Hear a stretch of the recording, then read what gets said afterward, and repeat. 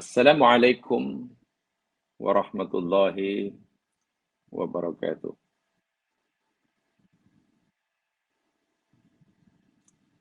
Innal hamdalillah nahmaduhu wa nasta'inuhu wa nastaghfiruh. Na'udzu billahi min syururi anfusina wa min sayyiati a'malina. May yahdihillahu fala mudhillalah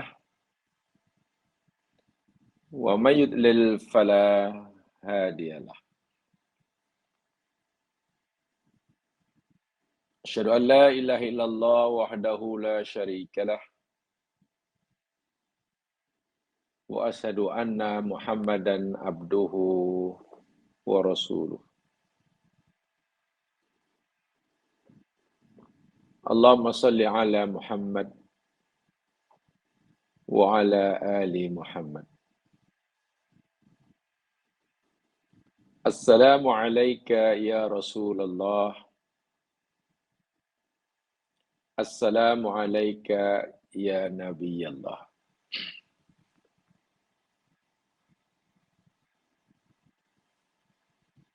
Allahumma asbahna ala fitratil Islam wa ala kalimatil ikhlas wa ala dini nabiyina Muhammadin sallallahu alaihi wasallam wa ala millati abina Ibrahim hanifan muslima wa ma kana minal musyrikin.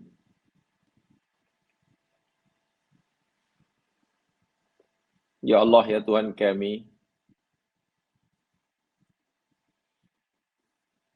berpagi-pagi berada di atas fitrah Islam. Kami berada di atas kalimat ikhlas, yakni kalimat tauhid.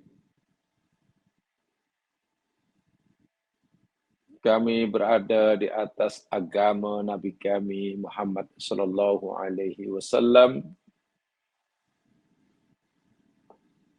dan juga berada di atas millah bapa kami Khalilullah Ibrahim alaihi salam. Agama yang lurus, agama yang mengajarkan kami berserah diri hanya kepadamu. Dan tidak adalah Nabi Ibrahim itu, dan tidak adalah hamba-Mu ini, termasuk orang-orang yang musyrik. Bismillahilladzi la yadurru ma'asmihi syai'un fil ardi wala fis sama' wa huwas sami'ul alim. Bismillahilladzi la yadurru ma'asmihi syai'un fil ardi wala fis sama' wa huwas sami'ul alim. Bismillahilladzi la yadurru ma'asmihi syai'un fil ardi wala fis sama' wa huwas sami'ul alim. Allahumma bika asbahna wa bika amsayna wa bika nahya wa bika namut wa ilaikan nusyur. Amin ya rabbal alamin.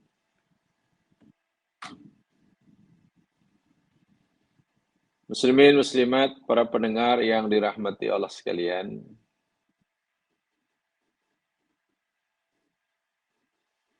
Kita panjatkan kesyukuran kepada Allah Subhanahu wa taala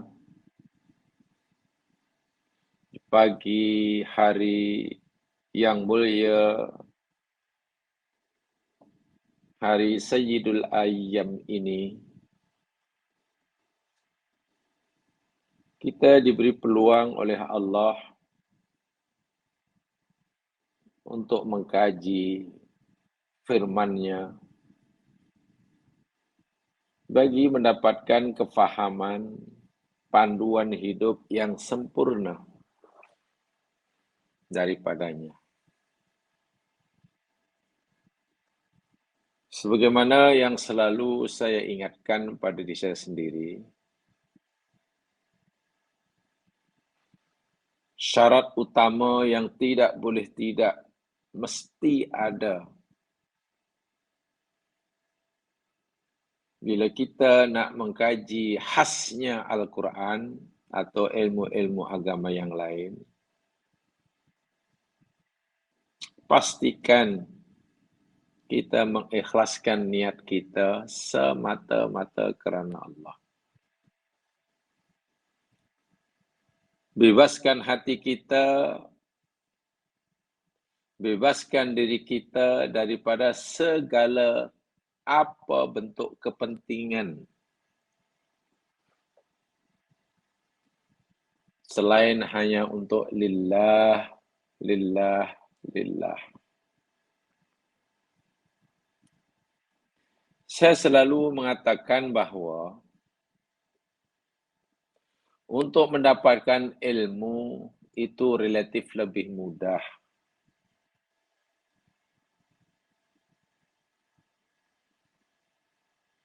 Ilmu akan diberikan oleh Allah kepada siapa yang mencari, asal ia mau menggunakan akal fikirannya, mempunyai kecerdasan berfikir, mempunyai IQ yang tidak cacat, insya-Allah mudah menerima ilmu. Sama ada ia mukmin ataupun kafir.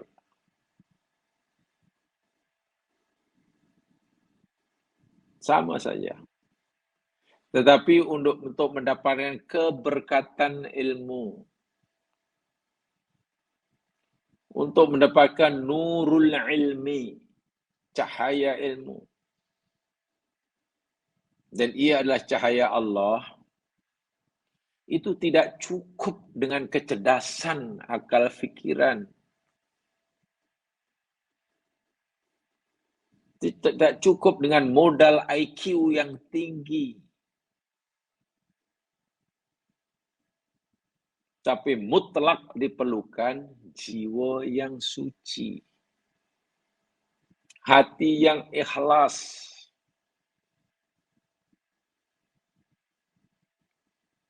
Kerana niat yang ikhlas, jiwa dan hati yang suci sahajalah yang mampu menerima nur.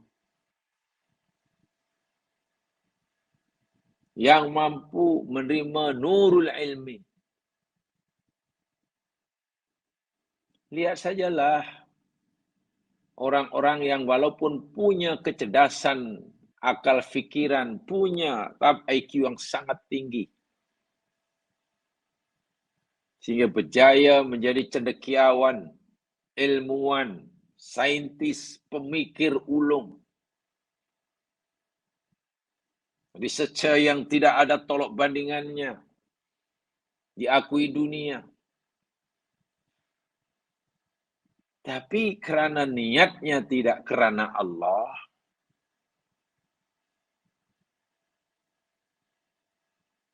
nurul ilmi tak sampai. Semakin bertambah ilmunya, semakin jauh daripada Allah yang memberinya ilmu. Sehingga wala'iyadzubillah ada saintis-saintis, cendekiawan, ilmuwan, tetapi ateis. Macam mana otak cerdas, tapi tak dapat nurul ilmi. Dia ada dapat ilmu, mempunyai banyak ilmu, tapi tidak memberikan nurul ilmi. cahaya daripada Allah. Kerana hatinya keras, tertutup. Itulah hati yang terbuka, yang bersih, niat semata karena Allah. Itu mustahak.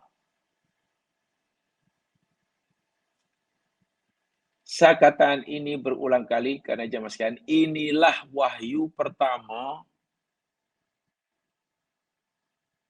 yang Nabi terima daripada Allah. Wahyu pertama yang Nabi terima kan bunyi dia, Iqra' bismi rabbika alladhi khalaq. Iqra' itu perintah membaca. Iqra' itu perintah belajar. Iqra' itu perintah berfikir, mengkaji, menganalisa. Coba memahami makna di sebalik yang nyata. Itu Iqra'.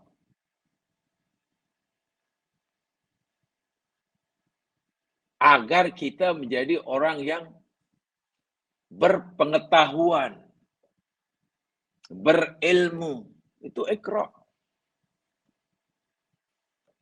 Alatnya di sini. Iqra' ayat alatnya di sini. Rantinya di sini. Apa yang Allah suruh kita kaji? Apa saja yang Allah ciptakan? Makhluk ciptaannya. Dan bila kita percaya melakukan perintah Iqra' sesuai dengan arahannya, kita mempunyai segudang ilmu. Otak kita penuh dengan pelbagai macam pengetahuan. Tetapi Allah tetapkan syaratnya, jika kita bukan sekadar mendapat ilmu, tapi juga mendapat nurul ilmi. Bagaimana caranya? Bismi rabbika. Kan Iqra' bismi rabbika. Belajar, kaji, buat kajian, kaji. Tapi ingat, bismi rabbika, dengan nama Tuhanmu. Yang menjadi dasar, yang mendasari kajian kamu, yang mendasari usaha pembelajaran kamu, mesti bismi rabbika, dengan nama Tuhanmu. Itu namanya lillah.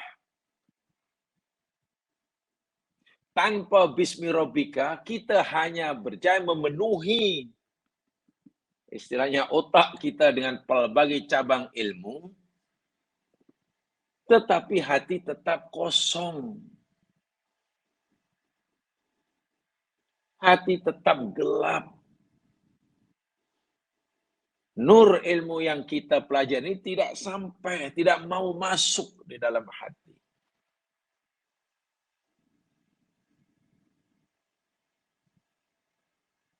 Sehingga ada orang kata, orang seperti ini tak ubahnya macam robot. Pandai. Tapi tidak ada perasaan.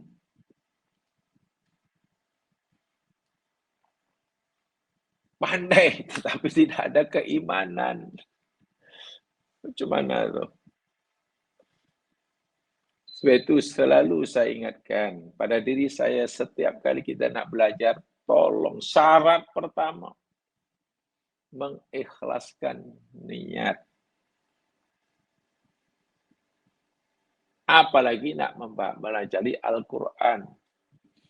Walaupun semua kita tahu, ikhlas itu adalah syarat yang mutlak diperlukan oleh kita setiap kali kita melakukan apa-apa perbuatan yang diridai oleh Allah. Tanpa keikhlasan, semua tahu tidak ada maknanya. Jamaah sekalian, ini sekadar peringatan buat diri saya. Dan alhamdulillah kalau jamaah boleh mengambilnya sebagai peringatan. Maklumlah, karena tidak mudah mengikhlaskan niat itu tidak mudah. Tidak mudah, terus terang. Belajar mudah. Memahami pelajaran senang. Memecahkan masalah, insya Allah tidak susah. Mendapatkan ilmu relatif lebih mudah daripada mendapatkan cahaya ilmu. Nurul ilmi. Dalam itu maksudnya ini hidayah lah. Barakatul ilmi. Belum lagi merasakan ladzatul ma'rifah. Itu sulit sekali itu. Letaknya bukan di sini untuk menekan lazzatul ma'rifah. Kelezatan, keasyikan.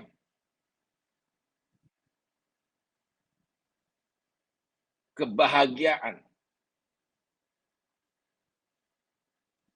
yang dirasai dalam hati karena dapat mengenali penciptanya. Memahami rahsia ciptaan itu pun sudah seronok. Lebih seronok lagi bila dapat mengenali, mengagumi penciptanya. Kalau memahami ciptaan, keajaiban ciptaan Allah, memahami gunung, itu pun puas, apatagi dapat mengrasai kehebatan, keagungan yang mencipta gunung. Itu kemuncak. Ladzatul ma'rifah istilahnya.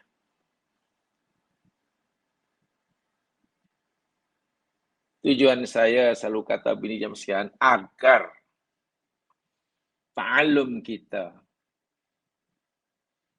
proses belajar dan mengajar kita ini bertambah kualiti dia. Bertambah kualitinya. Muslimin, muslimat, para pendengar yang dirahmati Allah sekalian.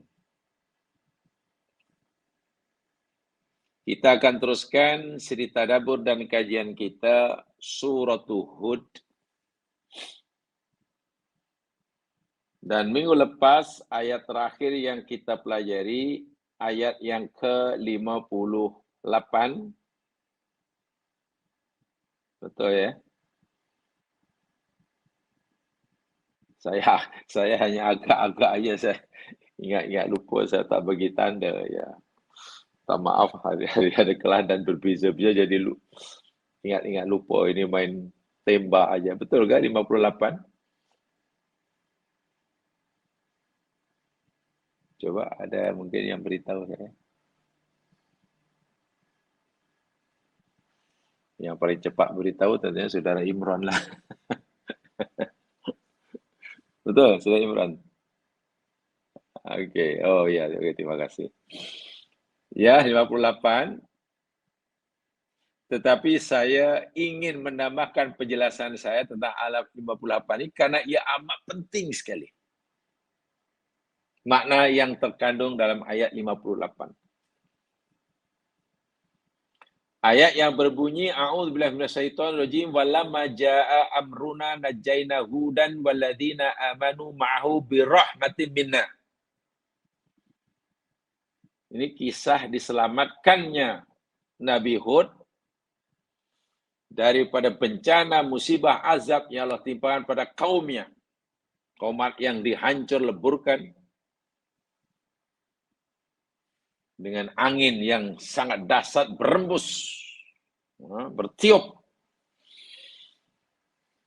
1 minggu lebih tanpa henti. Diselamatkan Hud dengan rahmat kami. Ayat ini serupa yang masih dengan ayat yang nanti di belakang, ayat 66. Coba lihat ayat belakang sedikit. Ayat 66. Diulangi itu. Hanya saja dalam ayat 66 itu cerita Nabi Soleh dengan Thamud. Allah memberitahu kita sama. Dengan struktur ayatnya sama. Diksi ayatnya sama. Falamma jaa amruna najjayna solihan walladzina amanu ma'ahu birahmatin minna. Sama betul. Maka tatkala telah datang perintah kami azab kami selamatkan soleh.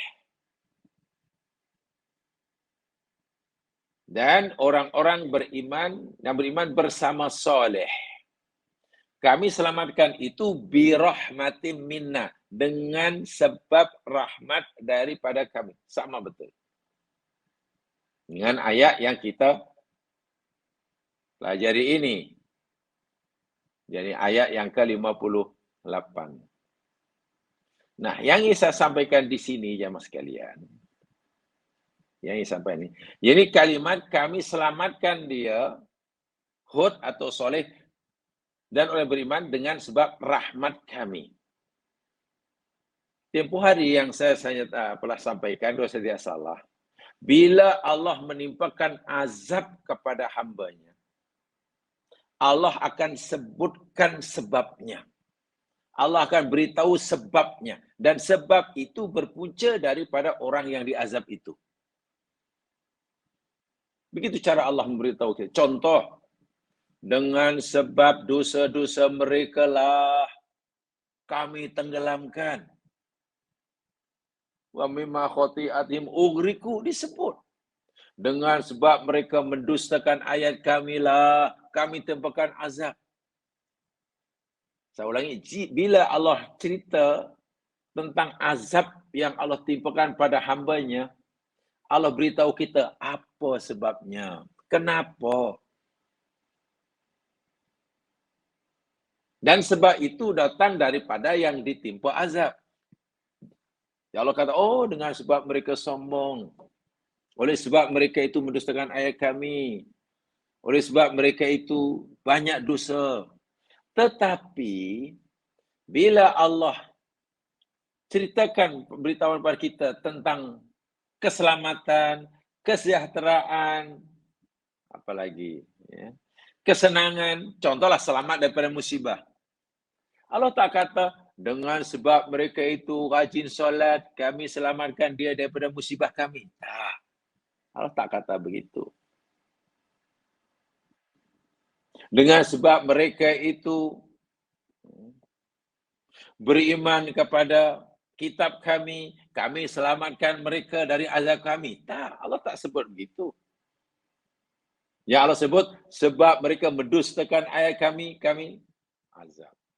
Kenapa begitu? Tempoh hari saya nyatakan, kerana balasan siksa, balasan azab itu, Allah sesuaikan dengan perbuatan dosa mereka.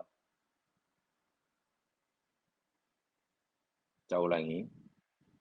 Balasan itu Allah samakan dengan perbuatan dosa mereka. Sebab itu disebut. Quran kata satu dosa dibalas, satu kesalahan balas dengan satu. Sama. Jadi Allah sebutkan. Tak ada lebih. Tak ada lebih. Bila dosanya banyak, ya azabnya beratlah. Bila dosanya sikit, sikitlah, ringan. Sehingga bila Allah cerita tentang azab yang Allah timbang pada hambanya, itu Allah nak memberitahu kepada kita tentang sifat Allah yang al-adlu, yang maha adil. Karena Allah maha adil, hambanya buat satu kesalahan, dibalas. Satu kesalahan, dan azabnya, balasnya sama betul. Wa jazaa'u sayyi'atin sayyi'atun mithluha. Balasan kejahatan, keburukan itu, yakni keburukan yang sama betul. Berbeza bila Allah membalas, memberikan kebahagiaan, kesenangan, keselamatan. Allah tak kata dengan sebab mereka banyak melakukan kebaikan, kami selamatkan mereka dari azab kami. Tak. Ya Allah sebut, kami selamatkan mereka termasuk Nabi Nuh, semua Nabi lah. Nabi Nuh ke Nabi Hud, Nabi Ibrahim, Nabi Saleh, Nabi Hud.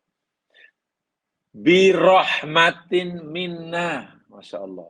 Dengan sebab rahmat kami. Bukan dengan sebab amal baik mereka. Kenapa? Karena balasan kebaikan, ganjaran itu, kalau berikan itu, sentiasa melebihi daripada perbuatan baik yang kita lakukan. Kita buat satu, Allah tak balas satu. Balas 10.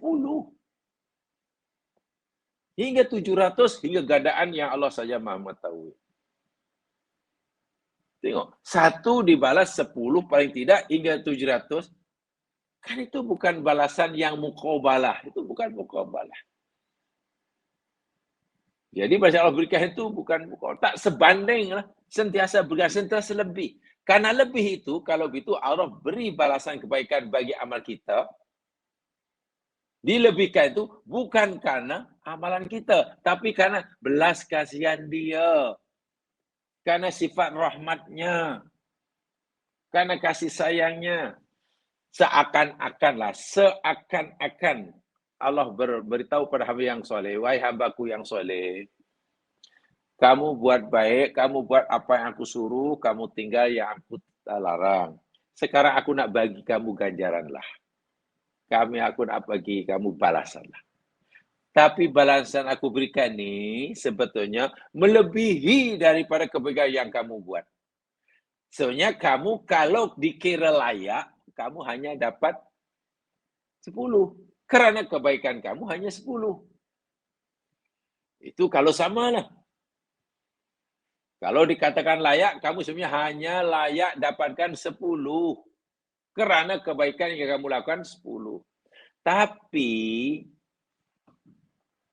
karena aku ni maha pengasih, maha penyayang, maha berterima kasih, maka kebaikan kamu yang kamu lakukan walaupun hanya 10, aku bagi kamu 7.000. Itu bukan pasal kamu berhak dapat 7.000. Itu sebab aku lebihkan karena aku ni rahmat. Di situlah. Bukan sebab amal kita. Ini gaya bahasa Al-Quran. Aku nak beritahu kamu yang aku ni Rahman, aku ni Rahim, aku ini Syakur. Kepada hamba Allah yang jahat. Seakan Allah berkata, wahai hambaku yang degil, yang mendustakan aku, yang menolak nabiku, aku akan balas kamu sesuai dengan perbuatan kamu. Kamu buat sebesar ini, aku beri balasan sebesar ini. Karena aku ni adil. Masya Allah. Adil. Sebab itu Allah memberikan balasan pun Allah tetap berhak dipuji karena keadilannya. Allah membalas kebaikan hambanya pun lebih layak dipuji karena sifat Rahman dan Rahimnya. Dan Rahimnya. Kalau begitulah, Quran kata, lalu untuk apa kita beribadah? Lalu buat apa kita? Kerana amal soleh kita. Ya mas kalian, amal soleh yang kita lakukan ini, yang kita buat ini, begini penjelasannya ya. Inna Allah subhanahu wa ta'ala yunjil insan. Sesungguhnya Allah subhanahu wa ta'ala menyelamatkan manusia, orang beriman, para nabi daripada azab yang Allah timpakan pada kaumnya birahmatihi, kerana sebab rahmatnya. Ai binikmatihi wa fadlihi, kerana nikmat Allah dan kurnia Allah kepadanya. Walakin, tetapi lihadhihi rahmah asbabun tantaji minha. Tapi rahmat yang Allah berikan pada hambanya yang dikehendaki itu ada asbabnya. Ada asbab. Wa min a'zami asbabir rahmatillah, dan sebagian daripada asbab terbesar turunnya rahmat Allah al-amalus soleh. So amal soleh yang kita lakukan itu menjadi asbab turunnya rahmat. Walaupun rahmat yang turun itu sebenarnya bukan bandingan, bukan harga. bagi kebaikan amal soleh kita. Karena kalau amal soleh kita lakukan Allah hargai, tidak sebanyak itu ganjarannya. Jikalah amal soleh yang kita lakukan ini Allah beli, harga yang Allah berikan tidak sebanyak itu. Bukan surga dan isinya. Amal soleh kita terlalu sedikit. Terlalu sedikit. Allah sediakan surga bagi hamba yang soleh itu karena rahmatnya. Karena Allah berikan berasa yang berganda-ganda. Hanya untuk mereka rahmat Allah yang berganda itu, kita kena buat amal soleh. Karena amal soleh itu adalah asbab. Jadi asbab. Untuk dapat rahmat ya. Jadi bukan bandingan. Memang tak sebanding, berganda-ganda apa. Nah, itu banyak sekali ayat seperti itu dalam Al-Quran. Ini saya tekankan sekarang begini jam sekalian. Seringkali iblis ini menyucukkan dalam hati manusia. Bila Allah timpakan balasan berupa kesusahan, bermusibah karena kesalahan kita, kita merasa balasan ini macam berlebih aja. Tak sepatutnya saya susah macam ini. Ini dah berlebih, apa kesalahan saya? Kalau dia tahu kesalahannya pun dia merasa balasan itu apa berat sangat. Kenapa Allah beri balasan seberat ini? Wahai dosa saya taklah banyak mana. Sepatutnya Allah tidak mungkin memberi balasan siksa, azab pada hambanya melebihi daripada kesalahannya. Tidak mungkin. Ngam-ngam. Sehingga bila kita tertimpa musibah, dan musibah itu katalah sebagai balasannya, musibah sebagai balasan dosa kita ya, bukan musibah sebagai ujian untuk mengangkat darjah. Bukan musibah yang Allah timpakan pada para nabi. Ujian yang Allah timpakan pada nabi, itu bukan karena nabi berdosa. Kita tidak sedang yakin, balasan ini mesti setimpal. Allah Maha Adil. Puji Allah. Puji Allah. Alhamdulillah ala kulli hal. Kan begitu.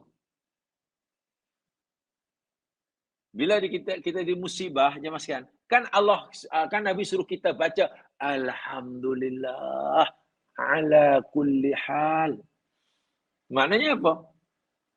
Walaupun kita sedang ditimpakan kesusahan akibat kesalahan kita, kita tetap memuji Allah. Allah tetap terpuji kerana Allah sedang menunjukkan sifat adilnya. Adilnya.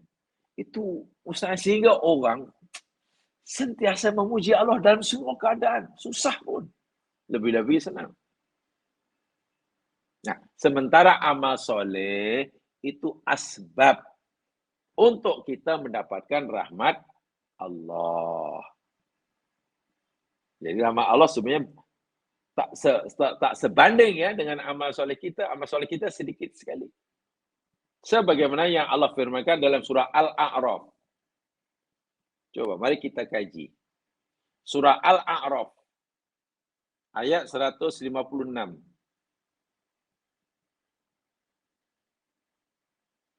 Lihat Al-A'raf 156.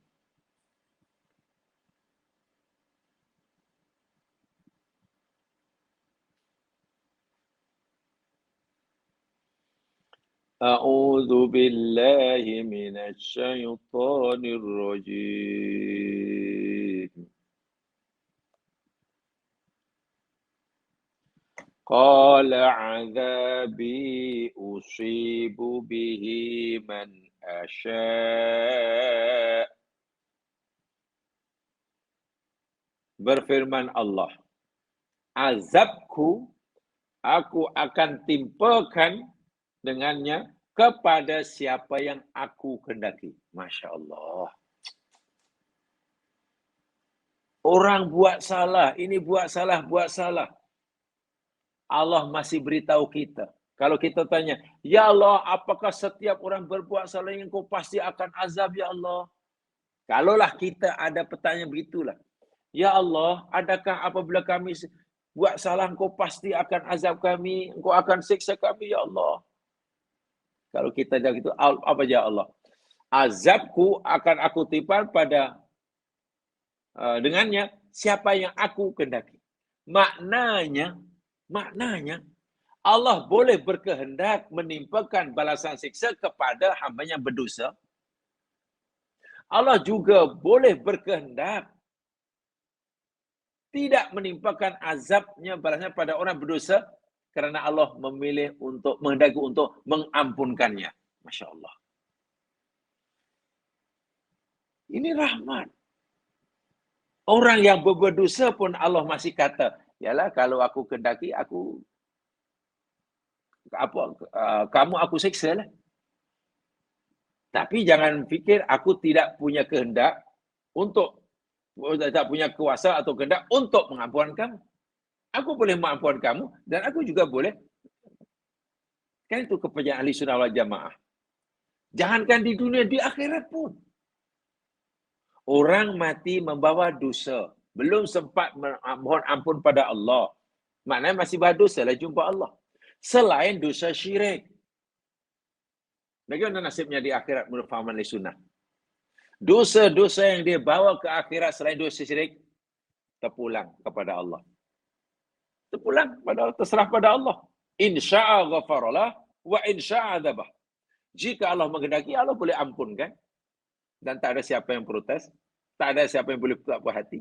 Jika Allah menghendaki, Allah boleh siksa dia. Tengok. Maka kemungkinan orang itu tidak disiksa sebelumnya diampun dosanya bila buat kesalahan, itu sentiasa ada. Tengok. Allah melihat hamba yang berbuat jahat pun masih menunjukkan sifat sayangnya. Sementara warahmati wasi'at kulla syai'. Rahmatku ini meliputi segala sesuatu. Bila Allah kata rahmatku meliputi segala sesuatu, ini kaitannya dengan ayat sebelumnya. Orang yang berbuat dosa pun, yang sepatutnya, selayaknya diazab, itu pun masih ada limpahan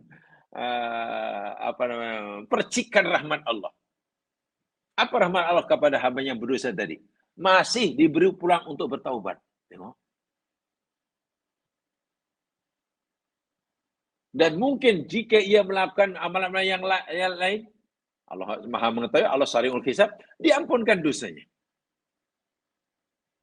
Tidak terus disiksa. Rahmatku meliputi segala sesuatu. Dan rahmatku yang sangat luas itu, kata Allah, fasa'aktubuha lilladzina yattaqun. Aku akan tetapkan, aku akan catat, kata yaktub itu menetapkan ya. Aku akan tetapkan rahmatku ini untuk siapa? Bagi lilladzina yattaqun, bagi orang yang bertakwa. Wa yu'tuna zakah, orang yang mau bayar zakat. Walladzina hum bi ayatina yu'minun, dan bagi orang-orang yang mereka itu yakin terhadap ayat kami. Tengok. Bertakwa, bayar zakat, yakin, itu kan amal soleh. Maknanya amal soleh itu fungsi dia, peranan dia menjadi asbab, wasilah untuk kita mendapatkan rahmat. Dan rahmat itu sebenarnya bukan muqabalah bagi amalan soleh kita. Amalan soleh kita terlalu kecil, terlalu sedikit, belum melayakkan kita untuk mendapatkan balasan sebesar itu. Walaupun kecil dan sedikit, ia punya peranan besar. Peranan dan fungsinya yakni asbab min a'zami asbabi rahmatillah. Asbab terbesar. Jadi jangan fikir walaupun rahmat Allah itu kan luas, kan besar, takkan Allah tak bagi. Takkan Allah tak bagi walaupun kita tak minta. Tak boleh begitu. Ya Allah akan bagi, tapi kita mesti ada kelayakan. Kita mesti ada asbab. untuk melayan kita dapat rahmat, yakni amal soleh. Bukan kita saja, para nabi pun. Para nabi pun. Rahmat Allah itu akan berikan pada mereka kerana mereka yang diberi itu punya wasilah. Punya sesuatu yang disebab turunnya rahmat. Bukan kita saja, para nabi. Karena rahmat itu terlalu besar. Terlalu banyak, terlalu agung. Saya nak beri satu contoh lagi. Yang tadi untuk kita ya. Al-A'raf 156 untuk sekarang saya contoh Pak Nabi. Nabi sekalipun. Coba lihat surah As-Saffat. Surah As-Saffat. Selepas surah Yasin. Ya, ini kajian ya. Saya terus terang ya Mas Kelan. Terus terang secara pribadi ya. Secara pribadi terus terang. Bila saya baca ayat ini saya sangat tertarik. Sangat tertarik dengan isi kedua maklumat yang disampaikan. Allah kata, aku siksa mereka karena dosanya. Tapi aku bagi keselamatan, bagi senang ini karena rahmatnya. Karena rahmat aku. Siksa karena dosa dia. Tapi kalau kesenangan karena rahmat. Kenapa Allah selalu kata begitu dalam Quran? Jadi benda ini terus teranglah membuat saya sangat tertarik. Rupanya memang Allah jelaskan dalam ayat-ayat. Contohnya ayat ini. Surah As-Saffat. Surah selepas surah Yasin. Ayat 143. 143 dan 144. Ini kisah Nabi Yunus ya. Kisah Nabi Yunus. Coba baca, faham betul-betul ya, supaya kita dapat faham dan dapat meresapi, secara kita dapat merasakan, ya Allah, sayangnya lah Allah. Itu yang saya maksudkan, cara kita bukan meyakini saja, merasai bahwa Allah itu terlalu sayang. Memuji Allah ketika Allah bagi kita senang, itu mudah ya mas sekalian. Meyakini Allah itu maha adil ketika permintaan kita dikabulkan, hajat kita dikabulkan, itu tidak susah. Tapi merasai, meyakini dan sekaligus merasakan keadilan Allah, bahwa Allah itu maha adil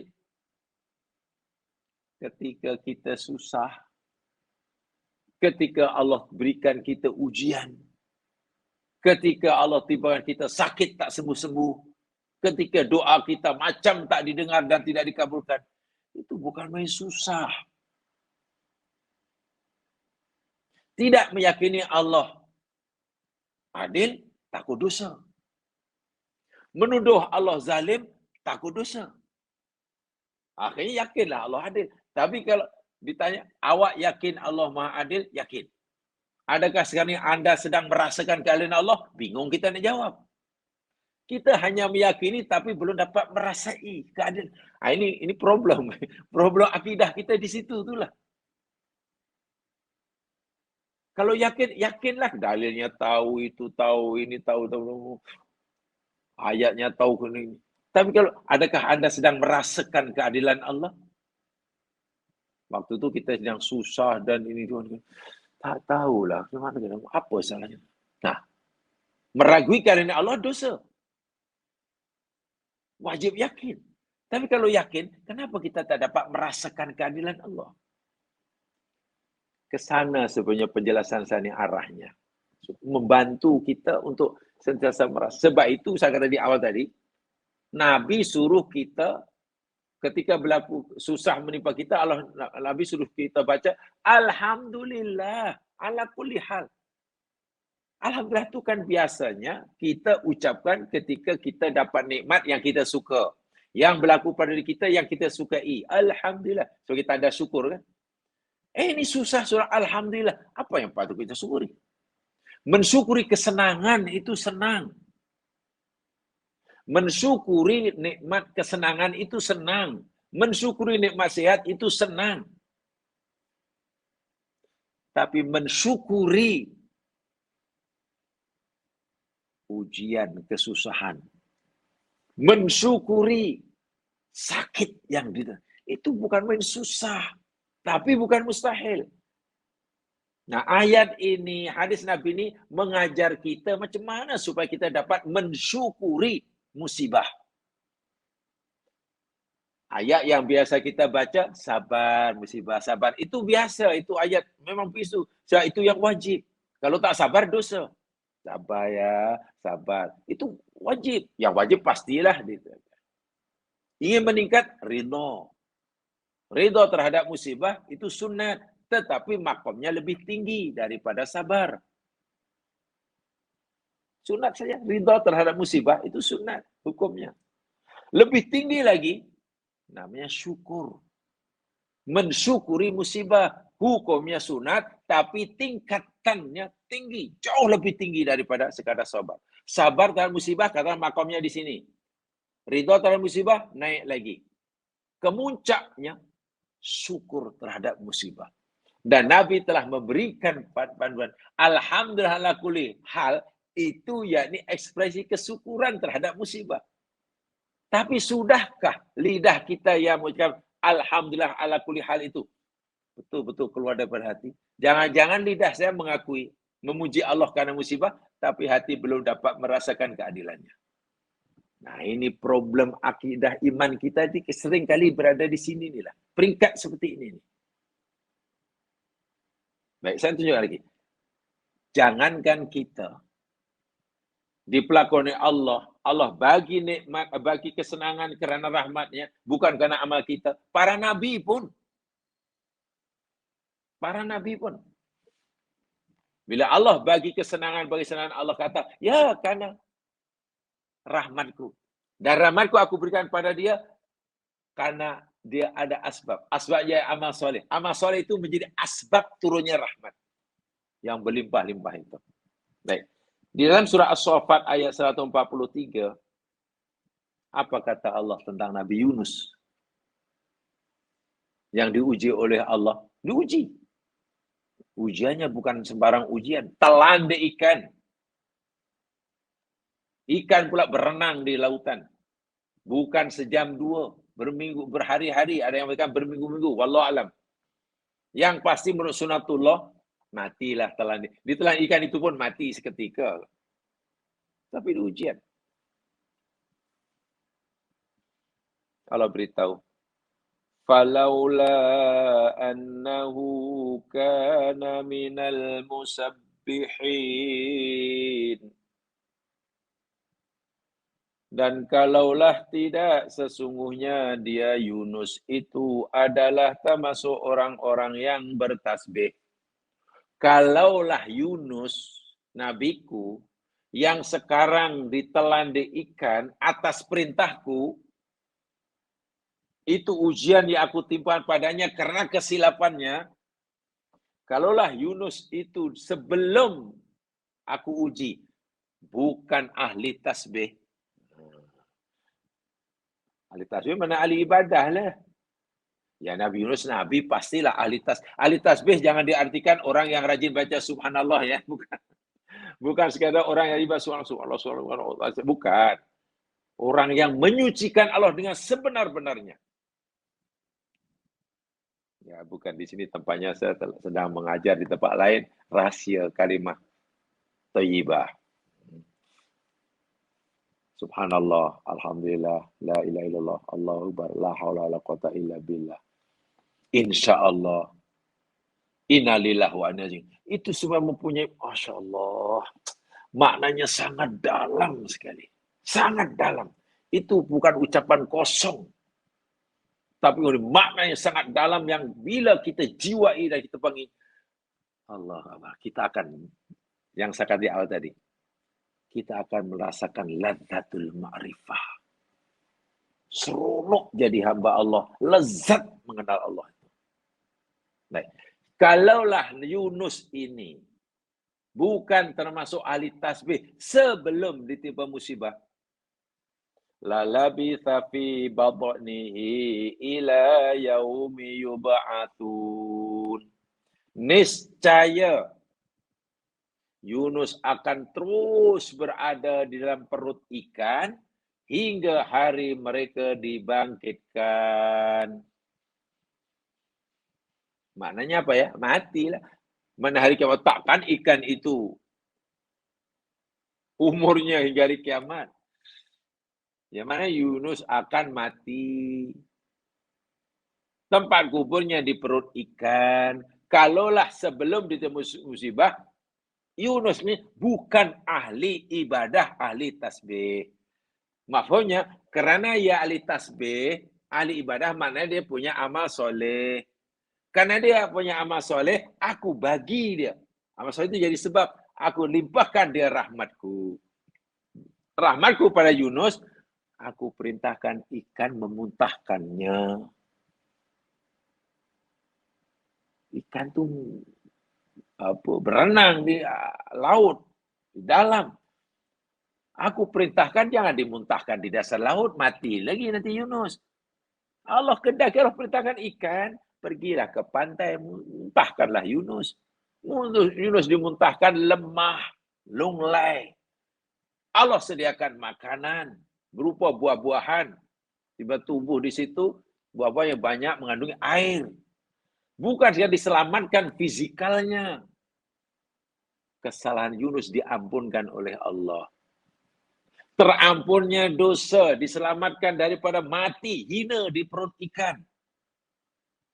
Kelaparan, lemah, lunglai. Lalu Allah sediakan buah-buahan yang penuh dengan air. Bukankah itu limpah yang melimpah-limpah? Bukankah itu nikmat Allah yang melimpah-limpah? Nikmat Allah sebanyak itu Allah sebutkan karena dia ahli tasbih. Sebelum aku uji dia ahli tasbih. Maknanya ia banyak amal soleh. Tengok. Amal soleh itu asbabnya. Jadi keselamatan yang Allah berikan Nabi Yunus ini, Masya Allah, jauh lebih besar daripada amal soleh yang dilakukan. Begitu. Dan banyak lagi dalam hadis yang sangat populer, saya yakin saya tidak perlu sebutkan. Saya perlu bacakan. Hadis itu populer sekali ya mas sekalian, daripada Abdullah bin Umar lah. Hadis Abdullah bin Umar yang dikatakan oleh Imam Bukhari, juga kan oleh Imam Muslim pun ada cerita tentang 3 orang yang terperangkap dalam gua tu kan. 3 orang terperangkap dalam gua, pintu gua pula tertutup dengan batu besar. Mereka tak boleh nak menolak mengalihkan batu. Mereka kalau tidak dapat keluar, mati dalam gua. Nak minta tolong siapa yang dengar? Nak makit tak apa yang dengar. Lalu mereka berdoa kepada Allah. Sebelum doa mereka menyebut, masing-masing menyebut amal soleh. Amal soleh yang dia lakukan seikhlas. Yang dia yakin sangat ikhlas. Yang pertama sebut solehnya, ya Allah, jika aku nak itu amal soleh ikhlas kamu, terimalah dia ya, dan bukalah pintu gua. Jadi amal soleh itu asbab. Masya Allah. Gitu ya. Baik. Kembali pada ayat ini. Kenapa ia jadi rahmat? Ini pertama ya. Kemudian keselamatan yang Allah berikan kepada Nabi Hud itu adalah rahmat. Begini jamaah sekalian ya. Mari sekarang kita lebih ke dalam lagi. Bencana atau siksa yang Allah timpakan kepada kaum Ad sebagaimana yang Allah telah ceritakan dalam surah Al-Haqqah, yakni angin yang bertiup sangat kencang, sangat laju, sor-sor atiyah. Ada yang mengatakan angin itu sejuk, ya pasti atiyah lah, bertiup dengan ya tak tahulah dengan kelajuan berapa knot, berapa kilometer jam, wallahu alam lah. Dan ia berlaku selama 7 malam 8 hari. 7 malam 8 hari.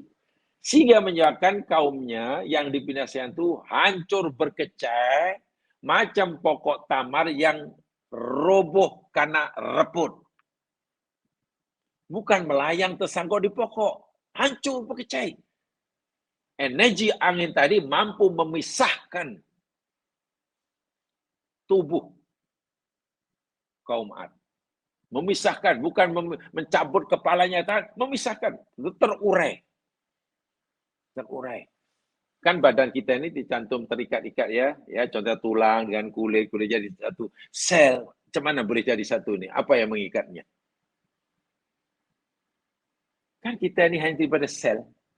Triliun sel dalam tubuh kita. Macam mana boleh terikat ada sel kulit jadi kulit jadi lebar macam ni, sel tulang jadi ini. Kalau dicerai-ceraikan, apa yang mengikatnya? Masya Allah. Ya tak tahulah. Saintis hanya beritahu kita istilah yang bunyinya pun macam tak betul. Yang dikatakan apa namanya? Binding energy. Pengikatnya namanya binding energy. Apa binding energy? Binding energy lah. Energi yang mengikat lah. Tak tahu nama dia. Dia meyakini kewujudannya tapi tak tahu namanya. Namanya apa? Ya energi yang mengikat lah. Perekat dia. Tak apalah. Percaya tu. Bermakna azab yang Allah timpakan ni jamaah sekalian, yang mereka itu, yakni datang dari luar diri mereka. Okey. Saya ulangi. Coba perhatikan betul-betul ya. Azab yang Allah timpakan pada kaum Nabi Lut itu datang dari luar diri mereka, bukan dari dalam.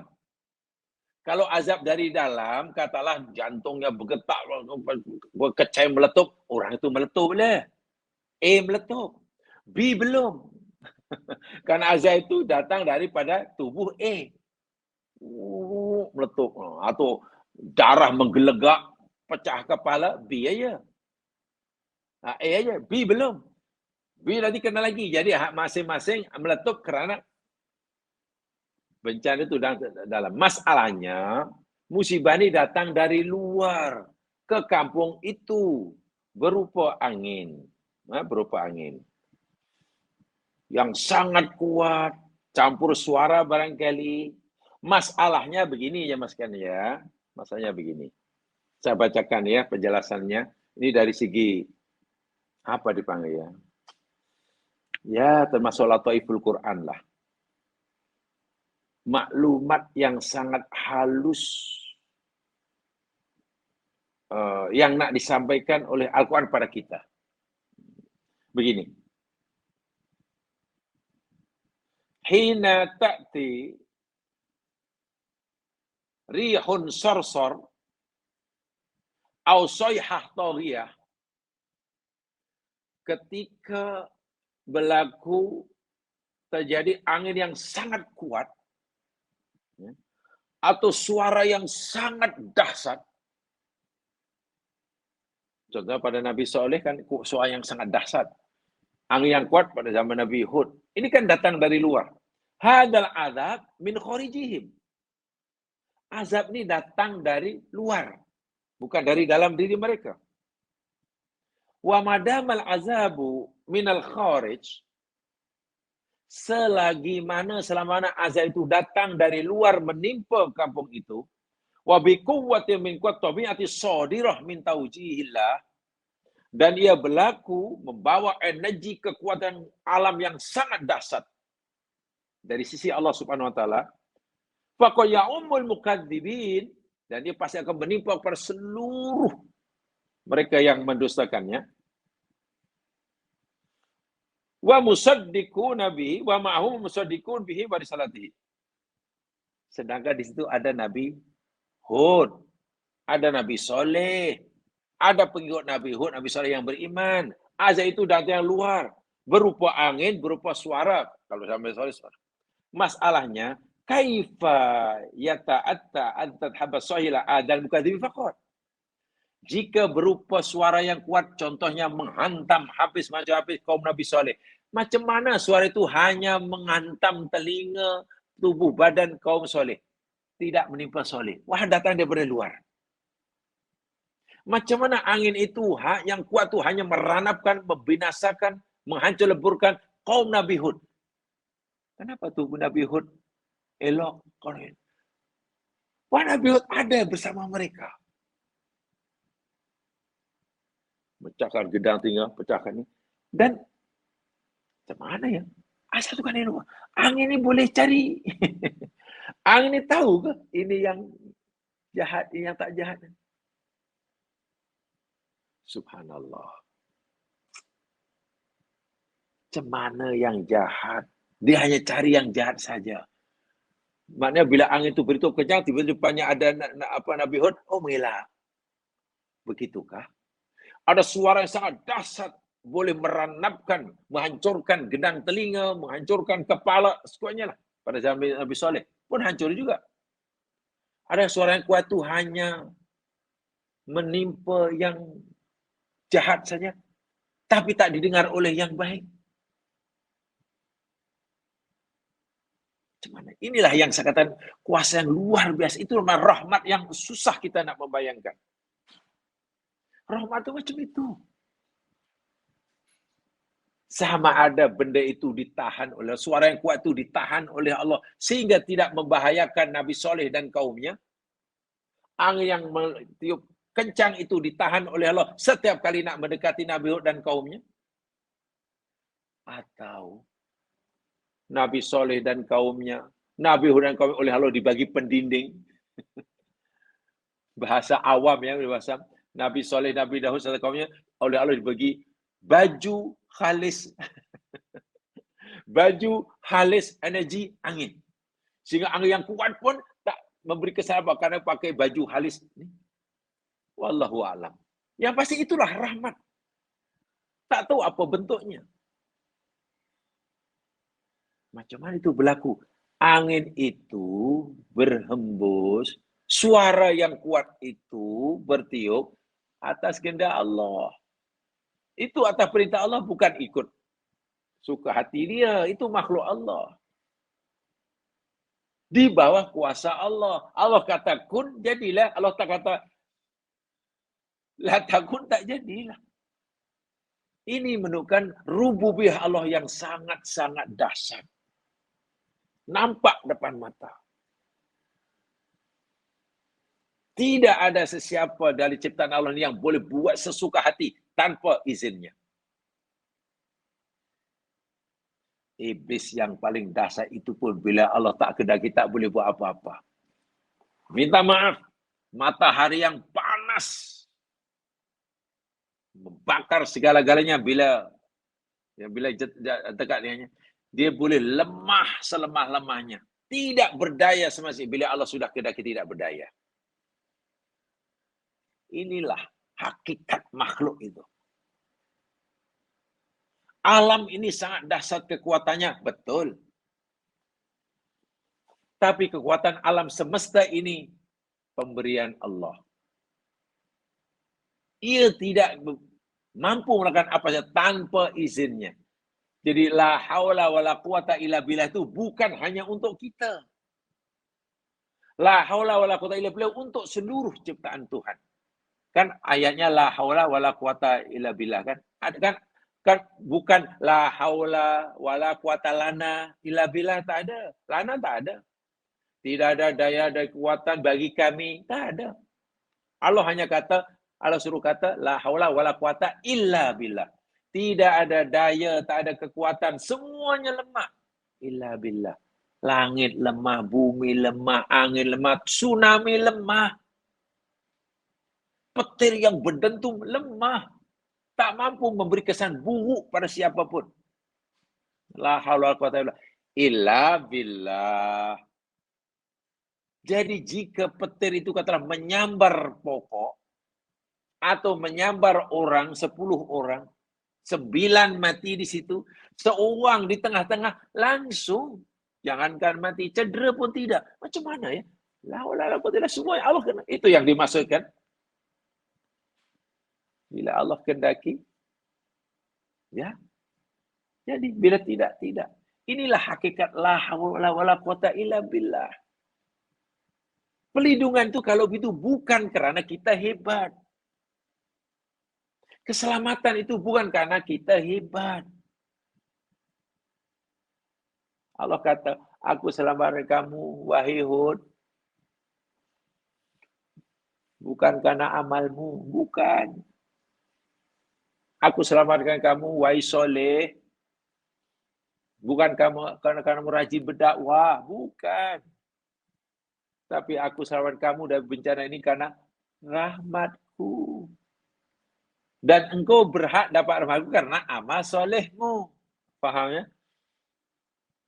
Kalaulah aku selamatkan, keselamatan yang besar ini, kerana amal solehmu belum cukup untuk melindungi diri kamu dari bencana yang besar ini.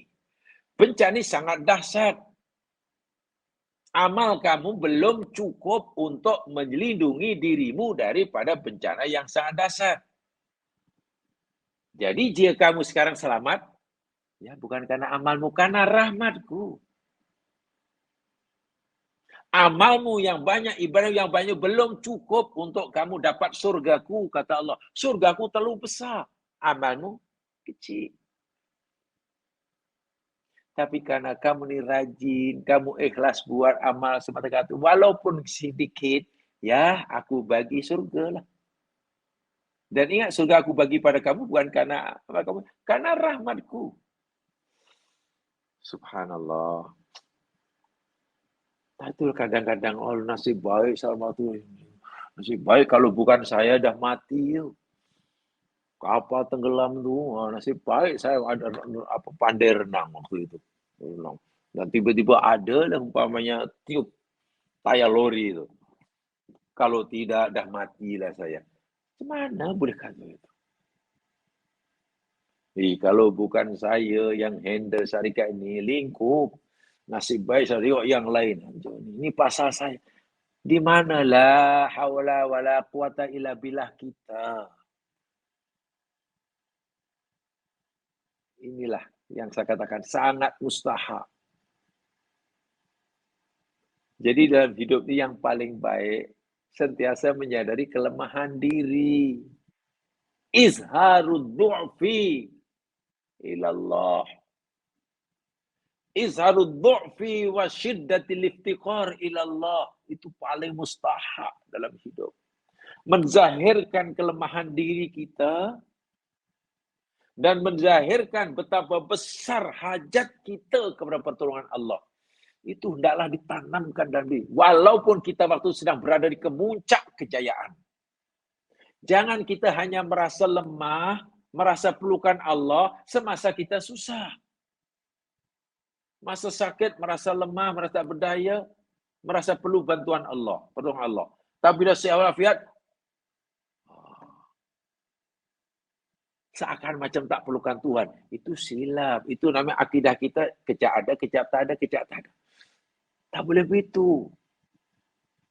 Akidah mesti kena sabat. Tetap. Sikap kita pada Allah tetap yang kita ni hamba merasa lemah. Kita sedang berada di kemuncak kejayaan ke, atau kita sedang dibuang kerja ke, kita sedang sakit ke, atau kita sedang sehat ke. Dan ini menariknya jam sekian. Rahmat Allah tadi begitu terasa sekali dirasakan sekali oleh Nabi Hud dan pengikutnya, oleh Nabi Soleh dan pengikutnya, ketika mereka ini melihat sendiri. Masya Allah, angin ini besar, menimpa kampung kita. Suara ini sangat dahsyat, menimpa kampung kita dan yang dia orang mati karena mendustakan aku. Yang dia ranapkan aku. Tapi kami selamat. Tengok. Selamat daripada musibah yang berlaku di depan mata orang lain di sebelahnya mati. Dia selamat. Jadi terasa sungguh rahmat Allah seperti itu. Okeylah, kalau kita di sini, di tempat lain, kata ada gempa bumi zaman sekarang, ranap kampungnya, dan mati, kita di sini tidak ada gempa bumi dan selamat, itu yang rahmat Allah juga. Tetapi kan kurang terasa rahmat Allah yang Allah berikan pada kita. Karena terselamatnya kita daripada gempa bumi yang ada jauh tu kan, jauh lah memang tak. Coba kalau kita di tempat yang sama. Kita berada di tempat musibah. Semua ranap, kita selamat.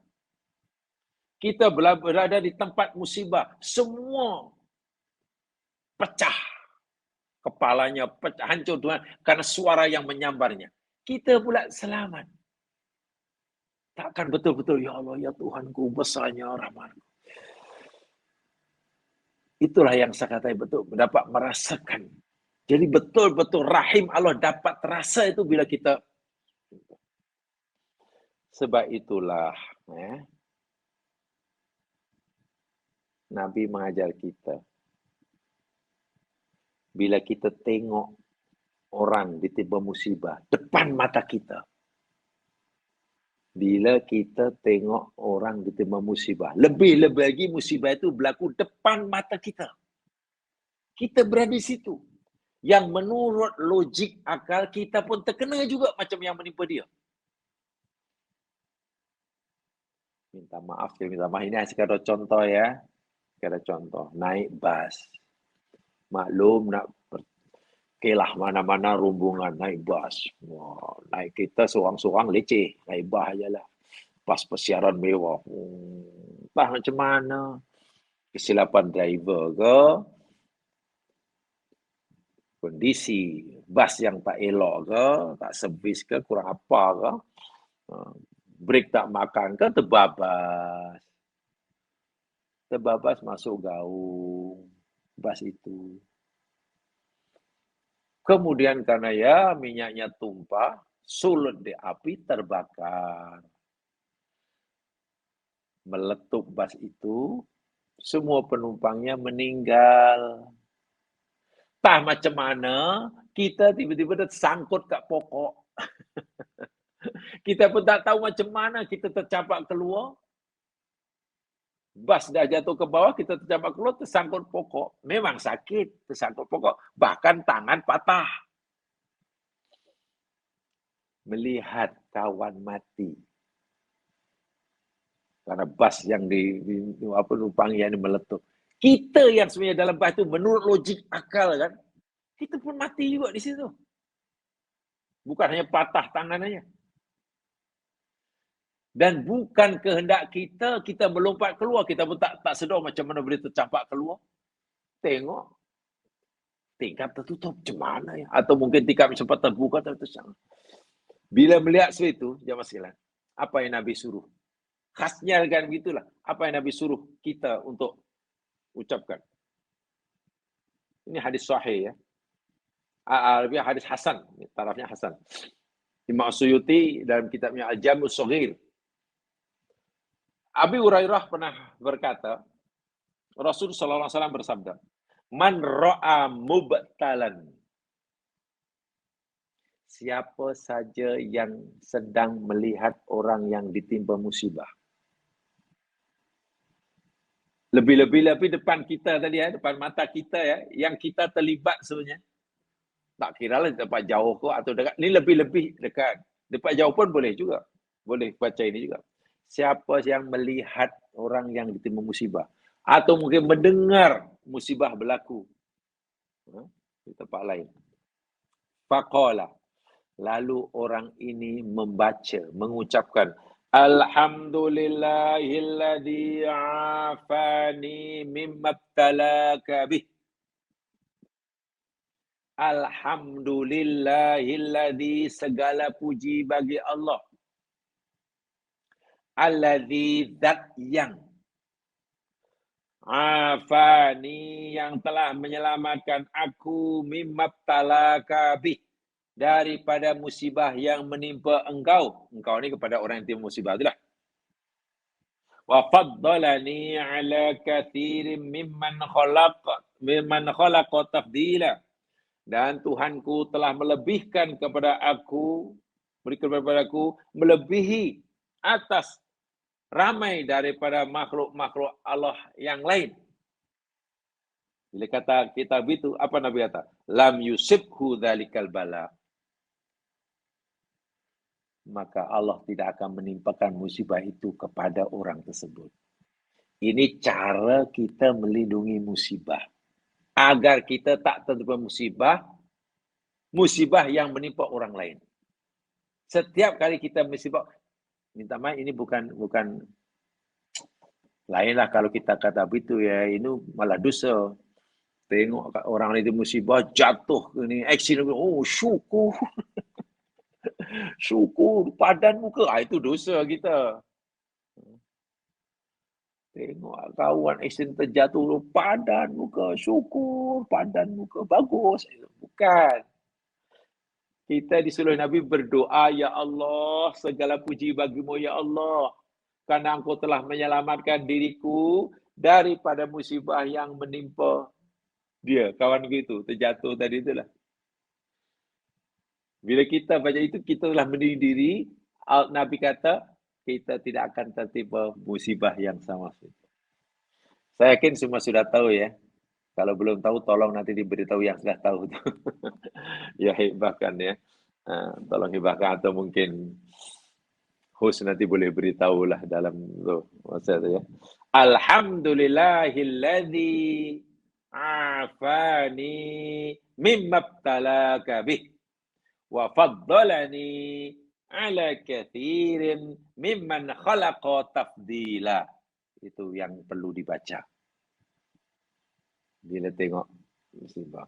Apatah lagi saya kata tadi, pasti kita benar-benar, bukan meyakini saja, tapi merasai betapa besarnya rahmat Allah kepada kita bila, tadi saya contohkan, bas yang kita tumpangi, masuk gaung, terbakar, semua penumpang tewas, kita pula yang tersangkut ke pokok, tak tahu macam mana ceritanya.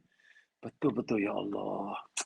Betul-betul besar rahmat-Mu ya. Walaupun tangan patah, ya sekurangnya itu hanya alhamdulillah ala kulli hal. Kita syukur. Syukur bukan karena tangan kita patah. Syukur karena kita terlepas, Allah bebaskan daripada kemungkinan bencana yang lebih dahsyat daripada setakat tangan patah. Coba kalau kita membiasakan hati itu begitu. Cara kita berinteraksi, melihat musibah itu. Hati tenang. Tak akan kecewa, tak akan sedih. Yang ada hanya dirahmati oleh Allah aja yang ada. Habis macam mana yang mati tadi kalau begitu? Kalau kita merasa bertuah, macam mana yang mati? Lah kan Bas tadi katanya hubungan. Nak melihat, nak berkunjung ke rumah-rumah anak yatim. Nak bagi bantuan. Nak tengok anak yatim yang selama ini dia taja. Hingga nanti diharapkan masuk universiti dan berjaya jadi orang yang berguna pada agamanya. Maknanya perjalanan Bas tadi perjalanan fisabilillah lah. Kan hubungan tadi fisabilillah. Niatnya kan nak pergi rumah yatim, nak tolong ini, nak bantu ini, nak mengajar mereka, nak kena. Bukan makan angin. Jadi perjalanan fisabilillah. Karena perjalanan fisabilillah dan yang penumpang tadi semuanya ikhlas karena Allah, mencari doa Allah dalam perjalanan fisabilillah, ya kita harapkan, kita berdoa agar mereka matinya mati syahid. Kan begitu. Orang meninggal ketika ia dalam perjalanan kerana Allah atau sedang melakukan amal kerana Allah, kan mati syahid. Tengok, yang meninggal dapat pengampunan. Kita harapkan begitu. Yang kita yang selamat, tersadar, tersangkut di pokok walaupun tangan patah, alhamdulillah masih diberi peluang untuk hidup. Tapi kenapa ya Allah engkau selamatkan aku? Sedangkan nih 44 meninggal, karena semua ada 45. 44 meninggal. Kenapa ya Allah engkau sama aku ya Allah? Pasti kita ingin tak cari jawabannya. Iya ya, kenapa ya? Mereka sudah syahid. Kita harapkan syahid. Karena mati di jalan Allah. Niatnya karena Allah. Kenapa aku pula tidak? Jangan hanya terima kasih karena masih hidup.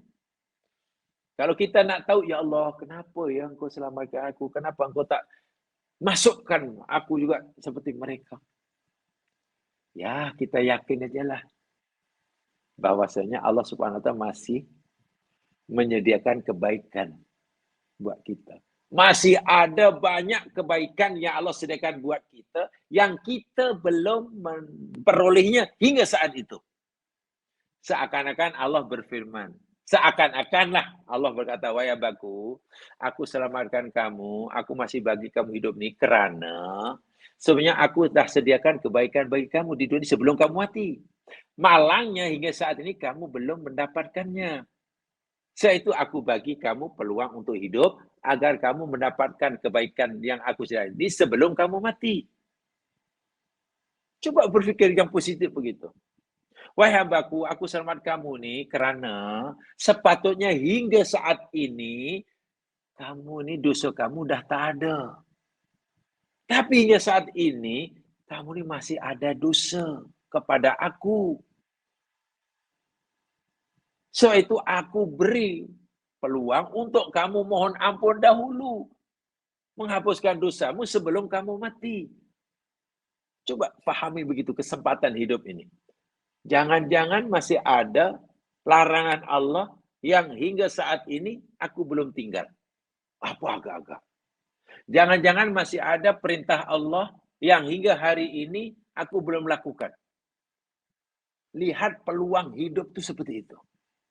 Bagi kita kehidupan, itu peluang bagi kita. Iya ya, kalau itu apa yang aku belum buat? Perintah Allah yang mana yang aku belum buat? Larangan mana yang aku belum?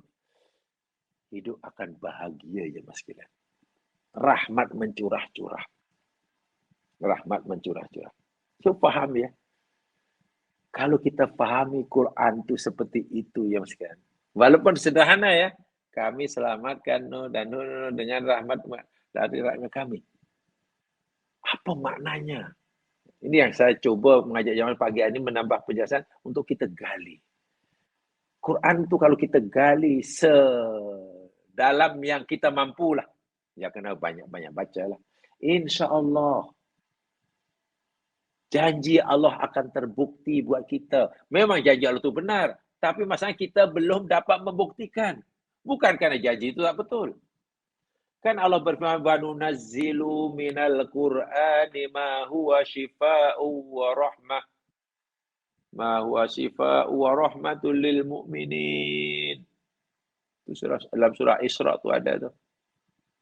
وَنُنَزِّلُ dan kami turunkan minal Qur'ani daripada Al-Quran itu ma huwa syifa, apa yang ianya sebagai penawar.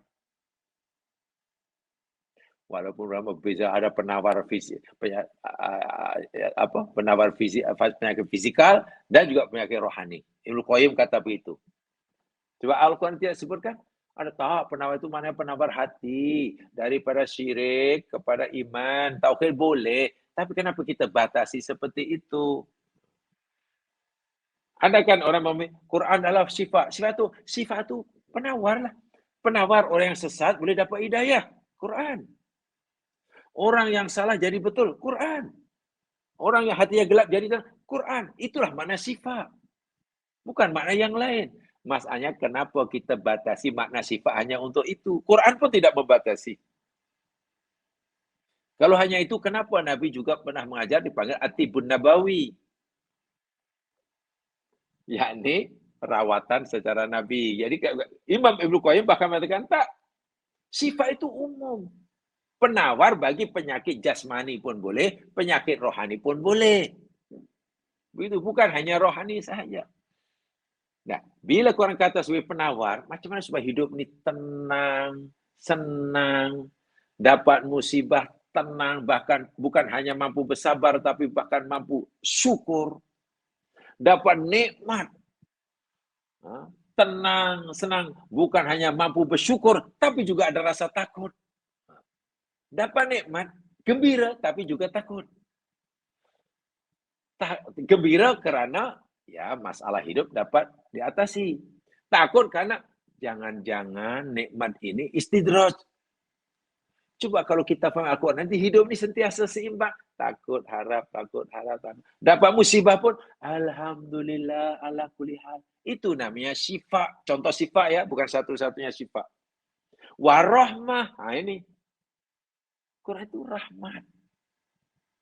Ingat, rahmat itu Allahu Akbar. Susah nak membayangkan ya. Nabi Allah sebut tadi, Nabi Yunus dalam perut ikan berhari-hari tak mati. Itu pun karena rahmat Allah, bukan karena Nabi Yunus itu pakai tangkal, pakai azimat, tidak. Bukan dalam perut ikan itu macam ada ruangan yang sangat besar, oksigen cukup. Tak perlu fikir sejauh itu. Itu rahmat Allah sudah. Nabi Ibrahim dibakar oleh Namrud dalam api, tak mati. Rahmat Allah. Apa itu maknanya Allah lindungi api daripada menyentuh badan Ibrahim? Atau sebenarnya menyentuh badan Ibrahim, tapi Ibrahim ini ada pendiding diri?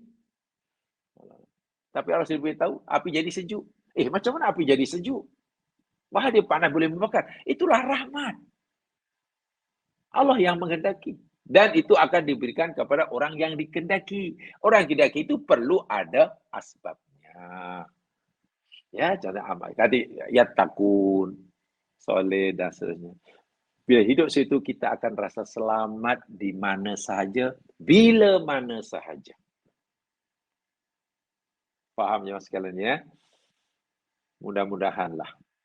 Ini sengaja ya, pagi ini saya sampaikan ini, tambahan ini. Karena saya merasa perlu menyampaikan, karena terus teranglah saya pribadi, ayat ini sangat menarik saya. Tadi saya katakan, menarik karena kenapa? Setelah kita pelajari betul, kenapa dalam Quran ini, bila Allah cerita azab, balasan, itu disamakan dengan kesalahan. Satu balas satu, balas satu. Disebutkan, sebab dia dosalah kamu. Sebab dia. Tapi bila Allah bagi kesenangan, Allah tak sebut, sebab dia rajin solat, sebab dia rajin zakat, sebab dia rajin baca Quran, aku selamat. Tak ada. Yang ada, kami selamatkan mereka karena rahmat kami. Kenapa macam ada perbezaan statement ini? Rupanya ya Allah ya Tuhanku. Subhanallah.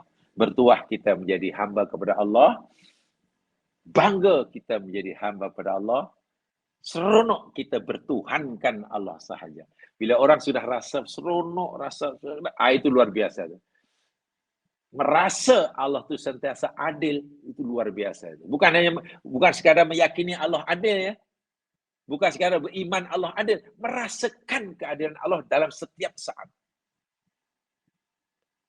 Hatta ketika dalam keadaan yang paling susah sekalipun, sentiasa merasakan keadilan, bahkan mampu mengucapkan Alhamdulillah.